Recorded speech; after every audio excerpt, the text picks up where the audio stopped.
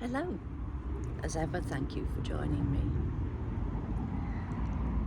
I've just narrowly avoided sitting on some hedgehog droppings and some pigeon droppings, so I'm doing well there. But these are getting past their best, but they're still lovely and colourful. And these, I love the colour of them. Can you see them? Yes. And with the golden yellow, I think it's a lovely mix. So, onward and upward. I want to talk about triggers. Many of us find that there are things that trigger memories, trigger happenings, be they good or bad, from the past. And we use this with people who are struggling with memory loss, that give them the trigger of photographs of when they were children or photographs of their family when they were younger, photographs of places that they used to know. So they are a really positive trigger. I have to say, I use something similar myself. You know what it's like, you get to the top of the stairs, well, maybe you don't. You get to the top of the stairs, what did I come up for? And no matter how much I look around, wander around, it's gone. So what I do, I go downstairs to the place where I was aware I set off from. So it's always good if you can remember where you actually set off from. And have a look around there. What was I doing? So what did I need? Why did I set off up the stairs?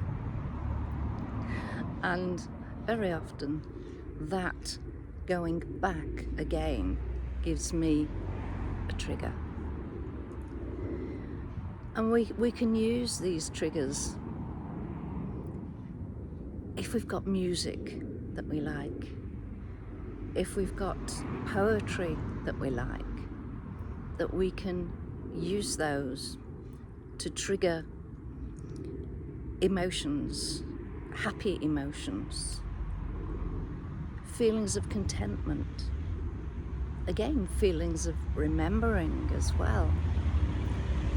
And it's said that it doesn't have to be happy, especially happy clappy type of music, to trigger to trigger a happy feeling, a contented feeling within us. That sometimes just calming music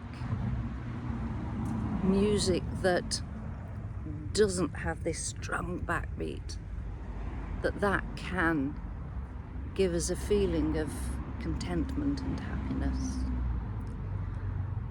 I have to say it depends on my mood, because if it's 60s music, then yeah, I'm great because I can remember all of the words.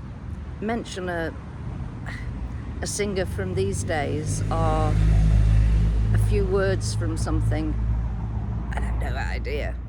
But back to the 60s and I'm there with you. But poetry, and I know that a lot of you have responded really positively to the pieces of poetry, especially Donna Ashworth's, that I've included along with my videos over the months and weeks that have passed.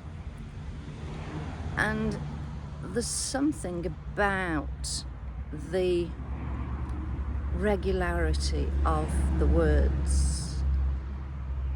If they're rhyming, the rhyme of the words, again, that regularity that seems to access more deeply than just the spoken word. So maybe I should start speaking to you in rhyme. I tried that once with talking about how to calm down anxiety. my rhyme is rather basic and can lead down roads that I don't want it to lead to. So maybe not. But again, these triggers are positive, but there can be negative ones. If you're caught out by a piece of music that you hear, dare I say, on the radio, if anybody still listens to music on the radio, say she who used to listen to Radio Luxembourg on a transistor radio under the covers when my mum and dad thought I'd gone to bed to sleep. If a piece of music comes on that is music that you used to share with a loved one, if you are no longer together, that can either be a happy memory if you've got over the angst and the negativity of the loss, be it by death or by a choice of the other person or even yourself, then that can trigger emotions. But sometimes being caught completely unaware, sometimes with the traffic going past, people seem to believe that it's good to share their music at full belt with the windows open.